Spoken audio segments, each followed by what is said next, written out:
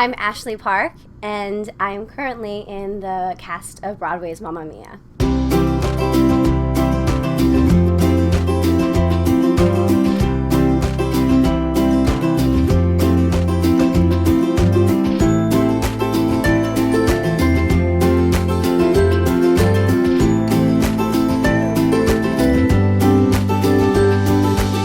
I was diagnosed with cancer when I was 15 years old, sophomore in high school. It was a few days before Christmas. I had been, having like physical problems for a few months by that point, bruises and a lot of exhaustion and stuff like that. And I went to the doctor with my mom, and they took a couple tests, and then they said, you need to go to the emergency room right now.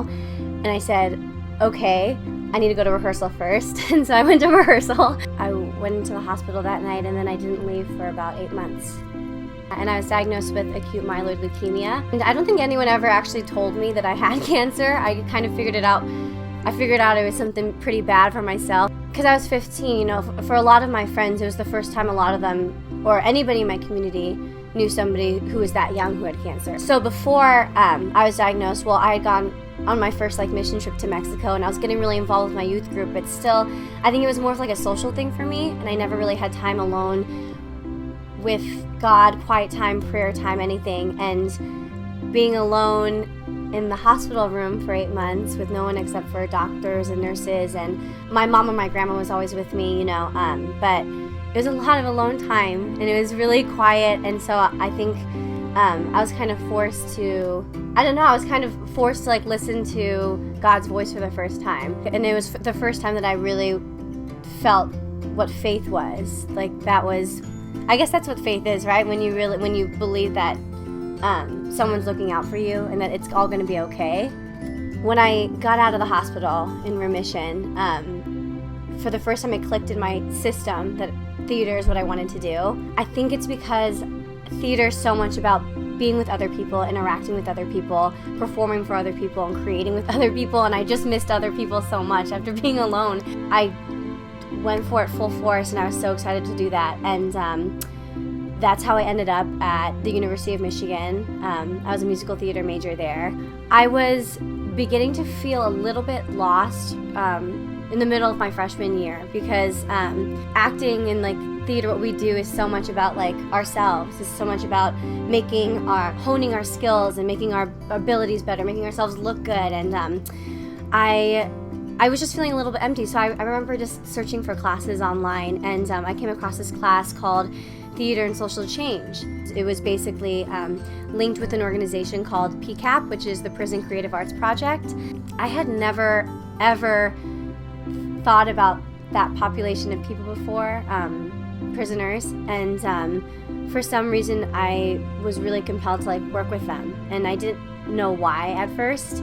I don't know anything about the penal system. I don't know anything about anything, but I do believe that the people in the prisons, they definitely have something to say, and they have no one to listen to them. They all have stories, and I think that is the beautiful thing about the arts, is that it's just a way for people to tell their story. Our goal doing these theater workshops, I would go in with a partner, and we'd go in every week, and we would create an original play together throughout the semester. The first workshop, I had no idea what to expect.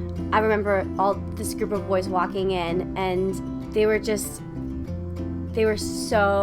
all looking down. They were so depressed, and the one thing I just wanted to be their friend so badly, which was such an it's probably me being compassionately naive. I was just oh, I want to be your friend, and it's probably how Jesus felt.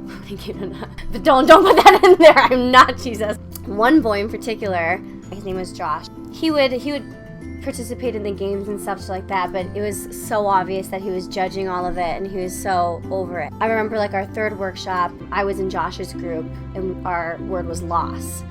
I remember being hey, so Josh, let's think about something in your history, your background, let's think of let's use a real life story to make this skit. And it was the first time he looked me in the eye, and he was you don't want to see me angry, I will lose it if we go into that place. And I felt so bad about trying to force something out of this guy and manufacture, or that when that is so not what it was about. Another time down the line, It was the week before our final performance of our first play. When we were entering the facility that day, they told us Josh is being released. And so I got to talk with him, and I said, like, Josh, are you so excited that you're getting to go out? And he looked me straight in the face. He's like, no, you know, I've lost 4 years of my life in here. He said the scariest thing is that he was like, you know, like, God has forgotten about me. The world has forgotten about me. It was the first time that I met somebody my age who 100% completely understood like how I felt while I was sick. Because the whole time while I was sick, I never felt like, you know, a cancer patient or a hospital patient. I felt like a prisoner. I opened up to him at that point and said, I understand how it feels to be alone and feel like you have been forgotten. And I told him, you know, I had cancer when I was, you know, a few years back, and this is what I went through, and I was alone in a room too, and I slept alone, I ate alone, I did everything alone, and so I understand what it feels like to feel like you lost time, and we were both just so appreciative of the other person's experience. It was the first time I felt like I really understood that when you feel the most alone, you're never alone, and we both just like, you know, just like connected in that moment.